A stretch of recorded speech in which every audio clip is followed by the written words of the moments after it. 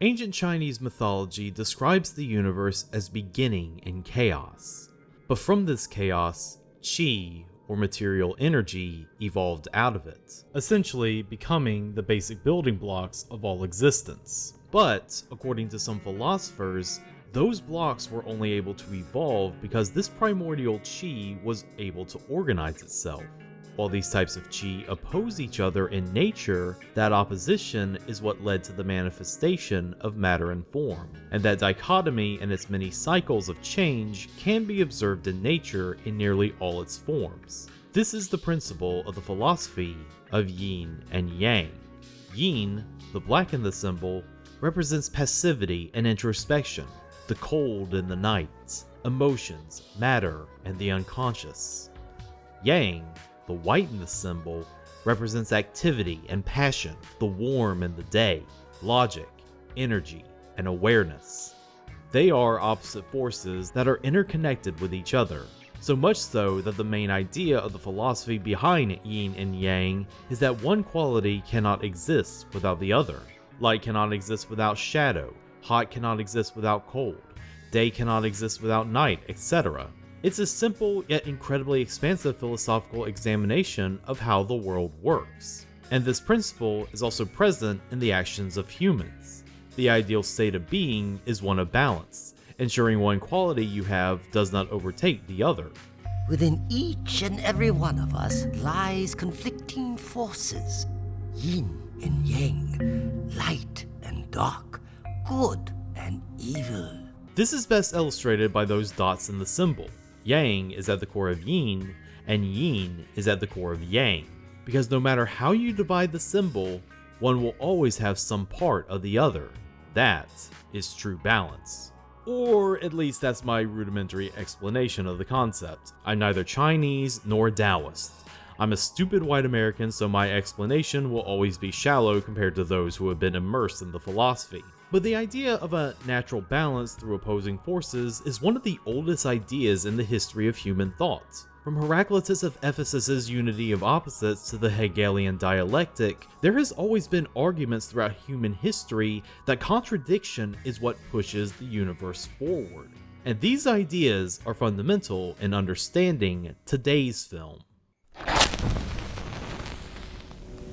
死ってのは妙なもんだ。あんなに静かで穏やかなくせに中には力と破壊ばかり潜んどる。時には痛い目に遭わないと真実が見えんこともある。待て恋しろ。お遊戯の時間だ。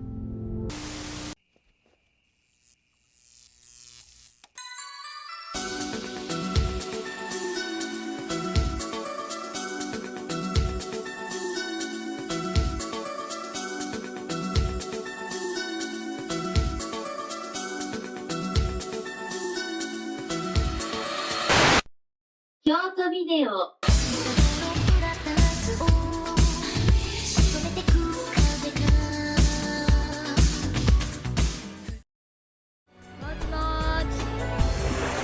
ちら地球橋日本国白隊員応答道場白隊員全力で悪と戦っています道場この星はとても平和です以上更新終わり Treasure Town. Once upon a time, it was a bustling metropolis. Nowadays, it's a rusted shell of its former self. But the people who live there still try to make it work in the face of their economic hardship. The people who truly thrive in the former glory of Treasure Town, however, are criminals. Colorful street gangs stalk the streets. Sharply dressed yakuza shake people down for money. And the police are practically useless in this part of town, being stretched so thin.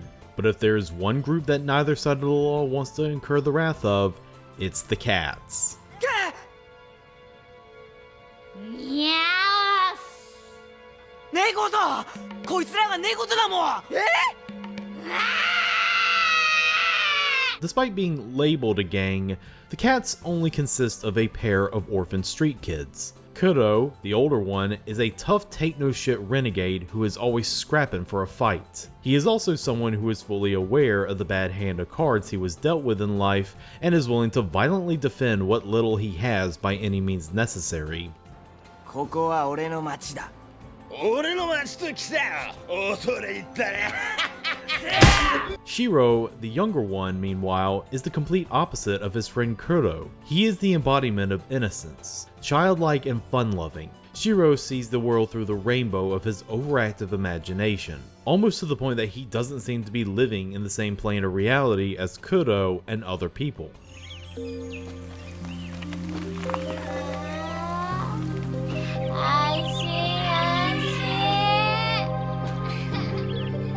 Together, Shiro and Kuro cause chaos by making Treasure Town their own personal playground. Whether it's getting into fights with other kids encroaching on their gang territory, engaging in some petty crime for extra cash, or just hanging out in the alleyways and gutters of the city, the cats seem to have it good in the rundown metropolis they call home. That is until the local Yakuza, ran by Suzuki the Rat and his newcomer Min-T, Kimura, start hashing out a deal with a big-time corporate leader named Mr. Snake. Snake has plans to completely demolish Treasure Town and turn it into a high-tech amusement park / casino called Kitty Castle. A lot of money is at stake for this plan to go through, and Mr. Snake plans on destroying anything that gets in his way, even 2 stubborn cats. おいおい、一体何が始まるんだ。猫退治ですよ。In December of 2006, the movie Tekkonkinkreet was released. And I remember it being a big damn deal at the time. I was just starting to get more plugged into anime culture news around this time, and this film was on everyone's tongue. It was still the time when cinema culture was taking anime features more seriously thanks to anime studios putting out high budget films that were unlike anything being produced in America at the time. This one especially was given a lot of attention because it was an anime film directed by an American. Studio 4C had netted a huge get in cross-cultural promotion, and both anime and film press chomped at the bit of this film, promoting it up and down in both the months leading up to its release and for a solid year after its release. After that though, it kind of faded out from both the otaku and cinephile cultural memory. I could see why. Unlike Studio Ghibli during this decade, it didn't have the Disney machine backing it, nor did it have an established auteur in the driver's seat like Mamoru Oshii or Satoshi Kon. The only part of this movie that has really stuck around is that colorful, striking poster. But do not be fooled by that explosion of graffiti design and Technicolor. This is a shockingly dark film with a very heavy emotional core. A vulnerable story about friendship amidst a city that breathes. There is more to Tekkonkinkreet than its unique art style and its heavily marketed American director. Goggles down, my friends. Let's fly. 心配するなしろ。俺たちは誰にも壊されたりしないよ。 The story of overlooked film Tekkonkinkreet begins at its origins as an overlooked manga written by an overlooked author. Mangaka Taiyō Matsumoto was born in Tokyo, Japan on October 25, 1967. Initially wanting to become a professional soccer player as a kid, that all changed when he read Katsuhiro Otomo's Domu, A Child's Dream, his most well-known manga title that isn't Akira. It was then and there that Matsumoto decided to pursue the path of the manga artist. Not just any manga artist, but an artist like Otomo, someone who uplifted the manga medium to new cinematic heights. Matsumoto started drawing manga seriously while getting his literary degree at Wako University. His career began when he sent his work to the seinen magazine Comic Morning, specifically to another favorite author of his, Seiki Tsuchida. Tsuchida apparently liked Matsumoto's work so much that he immediately petitioned the editors to get him signed on. Matsumoto would soon make his debut at age 20 with the baseball manga Straight.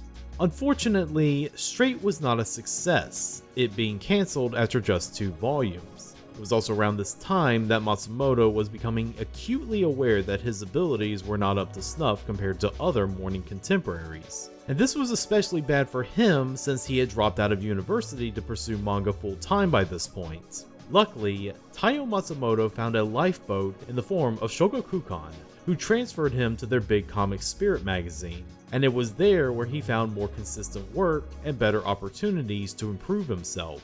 It's there at Big Comic Spirits where he created more successful sports manga such as Zero, Hanao Toko, and Ping Pong. But it wasn't just sports manga he was making. In 1993, Taiyō Matsumoto published the 3-volume manga Tekkonkinkreet, or Iron Constructed Cleats. The plot is exactly how I described it above. 2 children living in a vast yet rundown metropolis having their friendship tested by the outside forces of greed. While Matsumoto had hit manga before, this was the one that made him a huge deal in Japan. This can be credited to his one-of-a-kind art style and the larger exposure of it to the manga reading public.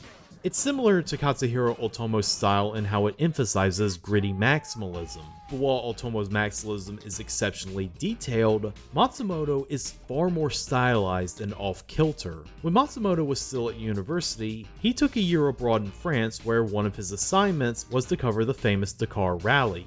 It was that time period where he discovered bande dessinée, or European drawn strips, specifically the impressionist science fiction works of artists like Enki Bilal and Mobius.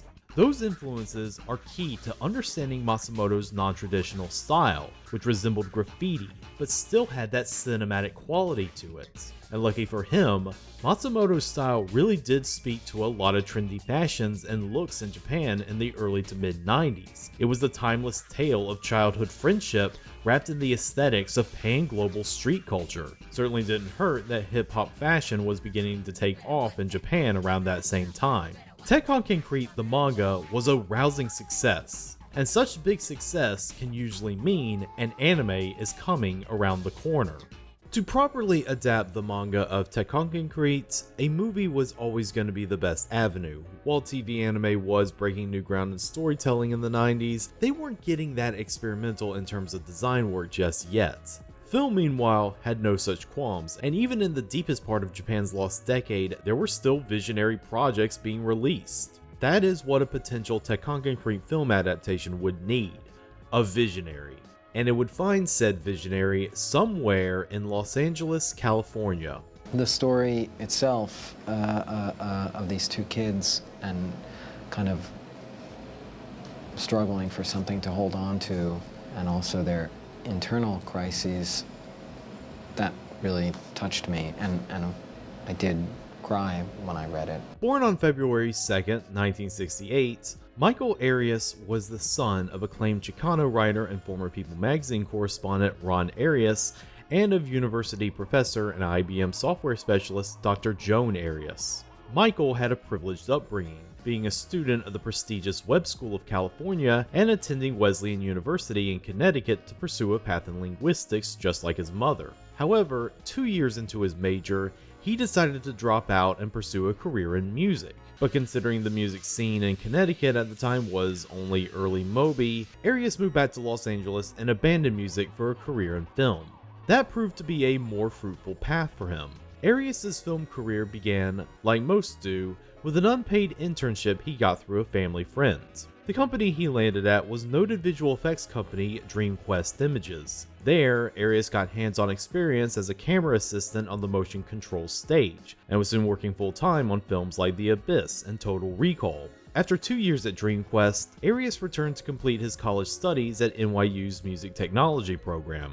But he was called back to the West Coast after being invited to join the effects crew at Universal Studios to make the new immersive attraction Back to the Future: The Ride. Under the command of visual effects luminary Douglas Trumbull, Michael Arias was enlisted to animate the flight simulator ride vehicle for the ride. Not only did this give him experience in working with cutting-edge computer animation for the first time, but it also allowed him to study under Trumbull, who taught him a lot about animation and special effects. More importantly though, Arias' tenure on the Back to the Future ride laid the path for a life-changing opportunity for him. He would strike up numerous friendships with the model-making crew on the ride, many of whom were Japanese. Trumbull had also allowed Arias to accompany him on a trip to Japan to tour the Osaka Expo and to take meetings with post-production company Imagica. It was there, in 1991, where Arias would accept a position within Imagica and move out to Tokyo once his work on Back to the Future: The Ride wrapped. This began a consistent back and forth Arias would have throughout the 90s between Japan and America. One year, he could be working at Sega with Tetsuya Mizuguchi in their brand new computer graphics department. The next year, he could be in New York City at Syzygy helping create the title sequence for David Cronenberg's In Butterfly. He would even take a position at famed 3D animation company Soft Image, and would develop and patent the rendering technology Toon Shaders, an important tool for integrating computer graphics into traditional cell animation. And he would take this technology to both American companies like DreamWorks and to Japanese companies like Studio Ghibli. I guess what I'm trying to say here is that Arias wasn't just some American. He was a huge innovator in the realm of digital technology and animation. By 1995, Arias had decided to fully settle down in Tokyo, but even after all that time spent in Japan, he had never once read a single manga. One day, a friend came up to him, gave him a copy of Matsumoto's Tekkonkinkreet, and said, "When you read this manga, you will cry." And true to his word, the manga did have a profound effect on Arias, both because Treasure Town reminded him of the district he lived in, and because he was currently living through some very relevant historical events. There was also, in the same neighborhood, the Shindikyo poison gas subway attacks. And we were right over the entrance to the Hibiya line, which was one of the subway lines that was affected, that was actually hit by And so this enormous construction site across the street, and then, you know, helicopters buzzing over us basically 24 hours a day. And it all, you know, had parallels in the manga. These aliens coming to take over the city and set up this amusement park. Cut to 2 years later, Arias is having a conversation with renowned animator Koji Morimoto about digital animation. Since Morimoto knew Taiyō Matsumoto, Arias asked to meet him so he could get permission to adapt his famous manga into a software demo for Morimoto. Matsumoto agreed, and Arias and Morimoto began on their digital Tekkonkinkreet experiment. Morimoto would direct and do animation, while Arias would handle the computer graphics.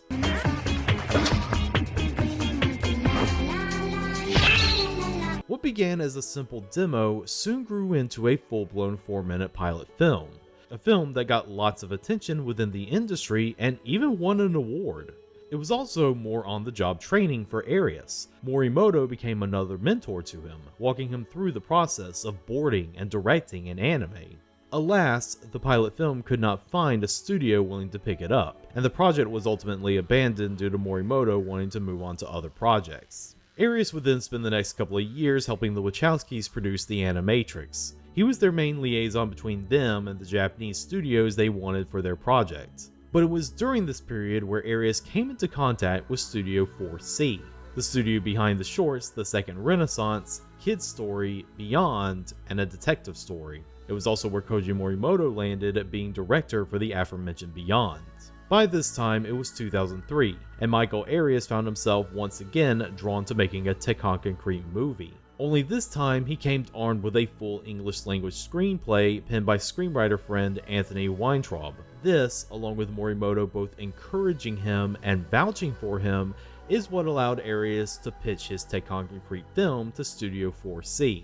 Studio head Eiko Tanaka accepted the pitch, and Tekkonkinkreet was greenlit with her as producer and Arias as director. Now I need to emphasize once again just how huge it was that an American like Arias got to direct an anime film. And to really show the big expectation this film had in both Japan and America, one simply has to look at the voice cast. In Japan, instead of anime seiyuu, you mostly got actors from the stage and screen, in particular the voice of Kuro, who was played by Kazunari Ninomiya, a famed idol singer who was really breaking out into acting around that time, having just gotten a lead role in an actual Hollywood movie that same year.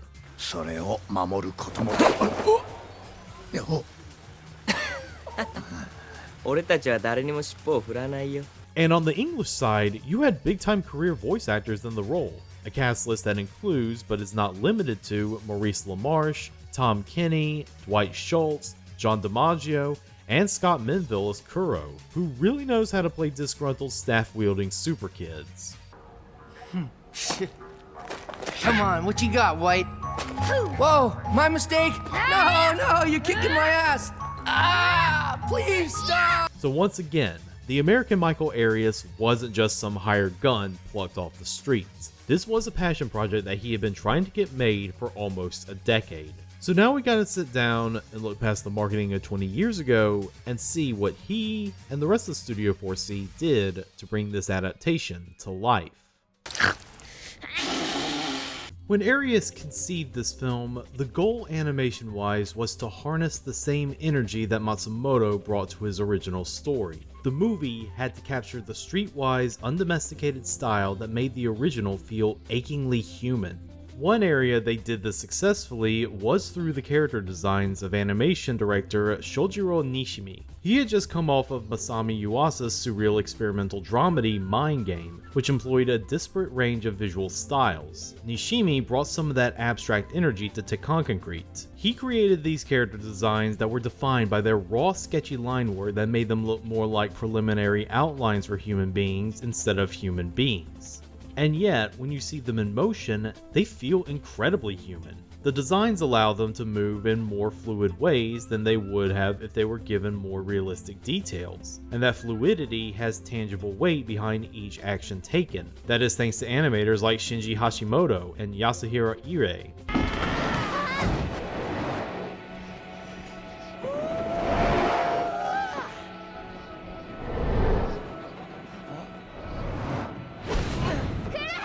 Even through these stylized characters, they still feel realistically human. It's no wonder Nishimi would be chosen to do another future anime adaptation of Matsumoto's work.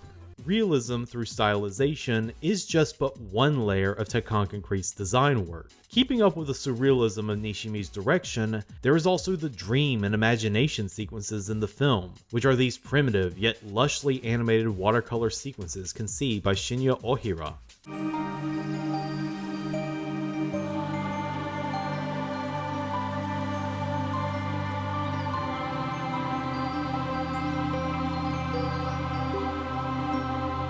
And then there's the unique camera work in the movie.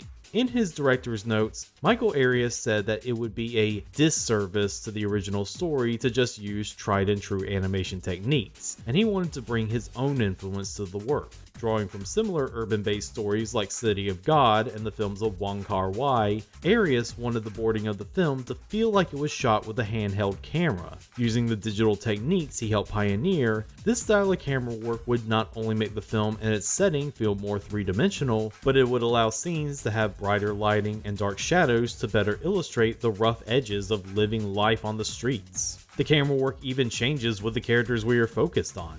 In the daytime, when we are more focused on the exploits of the cats, the camera moves, as Arias describes it, as though being shot by a child's instant camera. Where in the night scenes, where the focus is more on the adult characters and their drama, the film turns to a more documentary style like the street photography of Daido Moriyama. Because the ultimate goal of this decision in camera work is to make Treasure Town feel alive. It's an old cliche, but the city of Treasure Town is a character in and of itself. It never makes it more apparent than the opening title, where the camera swoops through the city through a literal bird's eye view, allowing us to fully take in the majesty of this city where we will be spending the next hour and 50 minutes in. Art director Shinji Kimura is the real MVP of this film and how he crafted the city. For one, it's not just based on a Japanese city like Tokyo, it's a combination of many Asian cities: Hong Kong, Shanghai, Istanbul, and even Colombo, Sri Lanka. It's simultaneously a slum, a night market, an entertainment hotspot, and a historical district all rolled up into one. Treasure Town represents the idea of a once great city, but even beneath all the rust, water damage, and graffiti, you can still see that greatness. You can see why, at the beginning of the film, residents are still trying to stick around and make it work. You have to see the beauty in Treasure Town, both the beauty in what it once was, and the beauty in the lived-in state it is at the start. That's what makes it painful when the city gets slowly killed over the course of the film. 俺の町ってなやめろ黒。悪い癖だ。 Since the film takes place over the course of a year, we get to see the death of Treasure Town happen in that span. We begin in summer, where we see the city at its most vibrant and populated. Then we move into the fall, where Snake and the Yakuza have forced people out for the development, and the city, while still retaining some of its color, feels emptier and less inviting. We get to winter, where construction is underway and the city feels barren. Even in the places where there's still color, there's a dead mall feeling that encompasses everything. And finally, once spring rolls around, the city is reborn. Not as a city, but as Kitty Castle, the amusement park that took the unique look of the city and turned it into a grotesque mockery of it. The Pan-Asian feel turned from an outgrowth of multiculturalism to a crass aesthetic devoted to consumption. And notice how, even with all the neon lights and colors, it all looks washed out and artificial. Treasure Town has been resurrected, but as a zombie for capital. The transformation is best reflected by the film's soundtrack, courtesy of UK electronic music duo Plaid. How the sound of the city goes from this warm, organic, multicultural world mix at the beginning to the synthetic, minimalist post-techno at the end. Treasure Town is the central character of the movie according to Arias.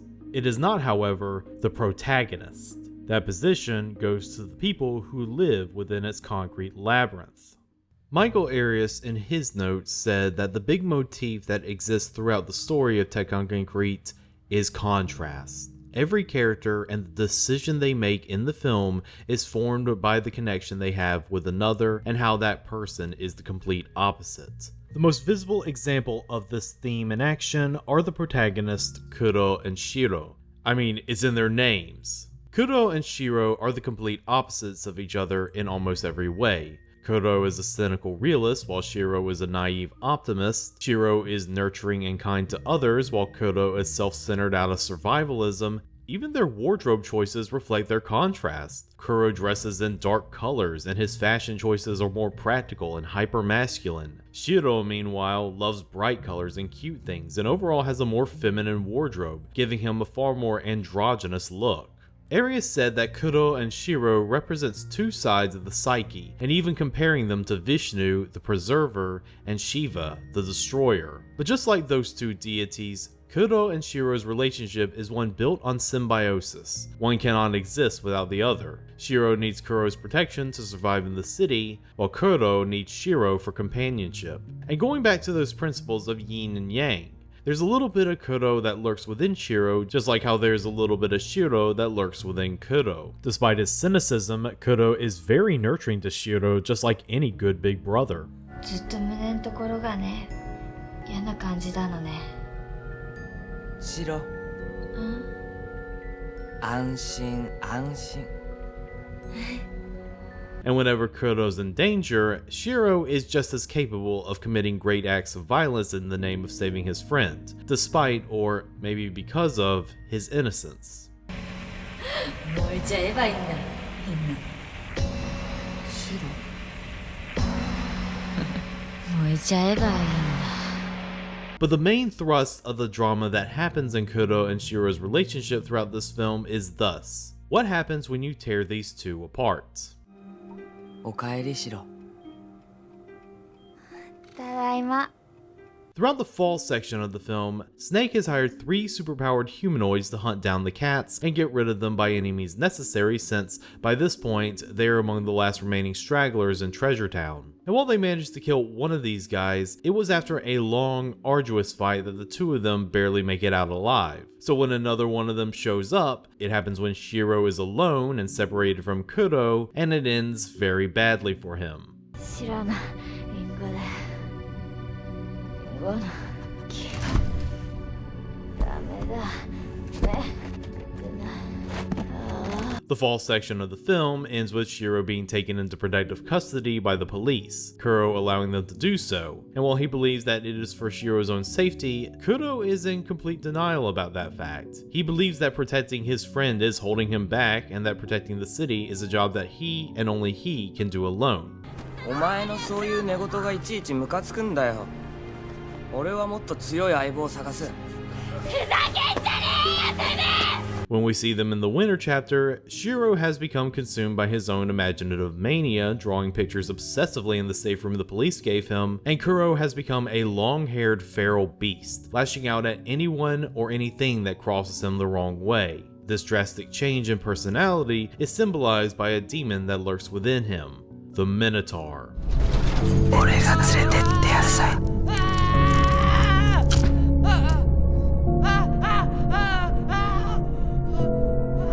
俺がここにいる。 But don't think for a second that Kyoto and Shiro are the only characters defined by duality. The police officers, Fujimura and Sawada, are defined by their different approaches to establishing what little law they can in Treasure Town. Fujimura is the old-timer veteran of the force, world-weary yet understands the city more than anyone else in the cast. 雪でも降りゃこの薄汚い町もちった清潔に見えるだろうよ。おセンチな藤村さんって俺好きっすよ。His partner, Sawada, is the perfect buddy cop pairing by being the greenhorn rookie who still has a lot to learn about how it works in the city. 少しは若者見習えよ。よっぽど毅然としてるじゃねえか。ああ、自分不干渉ですから。時代かね。 There's also Suzuki and Kimura. Even though they are initially set up as main antagonists at the start, once Mr. Snake and his superhumans show up, they net themselves an almost deuterogonous role, having their own story of duality play out parallel to Kyoto and Shiro's. Suzuki is the old-style Yakuza who doesn't actually want to go along with the Kitty Castle project once he learns that a lot of his favorite hangouts are going to be demolished in the process. He's a man always wanting to preserve the past, whether they be buildings or the old ways of doing things. この街は俺の都合なんてお構いなしに変化していく。酒、タバコ、女、しのぎ。俺はこの街が好きだった。 His young junior, Kimura, meanwhile, is more concerned with money and abandons Suzuki to become Snake's right-hand man. But he had a good reason for doing this. His fiancée is pregnant with his child, and he's hoping to get enough money saved up so that he can support his incoming family in the future. Kimura's sights are on the future, even though the path that will take him there will send him to some dark places. 祝杯あげよう。新たなる出発に。 Out of all the principal cast, the only one who doesn't have a foil is Mr. Snake. That's because he is a unique entity. As a representative of the crushing force of commerce, there really is no equal to his brand of evil. Even if you put a guy like him down, he's just one appendage in the apparatus of an unknowable corporate behemoth. Cut off one and another could take his place. 警察を抱き込むこと、ヤクザと手を組むこと、大事なことですが、それだけでは町の性格は変わりません。私の町は変わらなければいけないのです。 So it makes sense that Kyoto's goal to protect his city fails in the end. He loses Shiro and Treasure Town becomes Kitty Castle because he's just one mentally damaged kid against an entire corporation and organized crime group. The best victory he gets is that he damages some infrastructure and takes down the remaining super soldiers by tapping into his Minotaur personality. But is that satisfying to him? No, because Tekkonkinkreet is not a movie about revenge or protecting the wonderful city you live in. It's a film about love. 愛は信じろよ、木村。大切なことなんだよ。 The existence of the Minotaur as an internal persona for Kyoto proves that, at his core, what he wants most out of his life is to indulge in violence. His ideal of protecting his town is more of an excuse to lay the beat down on anyone who crosses him. That's why the real climax of the film isn't Kyoto's attack on Kitty Castle, but his confrontation in his mind with the Minotaur. The Minotaur wants him to fully embrace the violence that roars within him so that he may always be strong. 全てを超越する力。全てを超越。闇の力。見せてやれ。お前の本当の力を。俺の本当の力？解放しろ。 But Kyoto is drawn to a light that glows within. He remembers Shiro and how much he needs him right now. He longed for Shiro's presence even as he suffered alone in the streets. Without Shiro's light, Kuro is lost in the darkness. 黒のないところをねじ白が持ってる。白が全部持ってる。お前は何を信じる？俺は白を信じる。But it's not enough that KYOTO wants Shiro back because he provided balance for him. He wants Shiro back because he loves him. He loves his happiness and his imagination and the way he cherishes the lives of others. And once Kuro accepts his love for Shiro, his friend, his brother, he attains victory over himself, reuniting with Shiro and building a new life together outside the city limits on the beach they always dreamed about.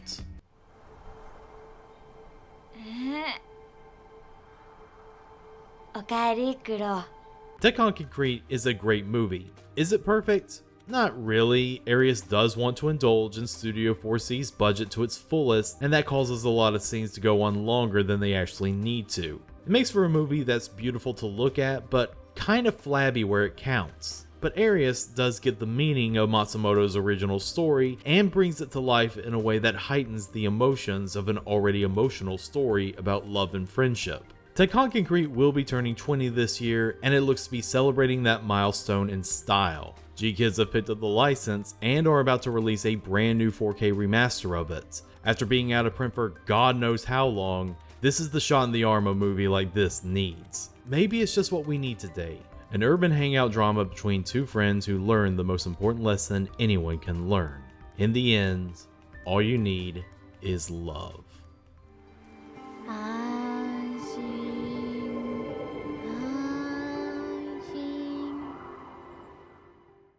Thank you all for watching. If you like this video or want to support this channel, please donate to my Patreon. Each dollar can give you early access to my videos as they come out, as well as keep the channel running a bit more smoothly. You can also subscribe to the channel, ring that bell for notifications, or just like this video. Either way, you'll be helping me out. That's all for now. See you for the next round of tapes.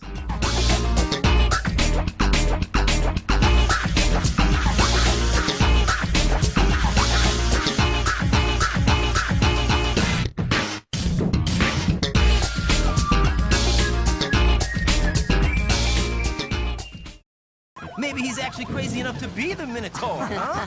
Well, he wouldn't have to be crazy to sell white out to the cops.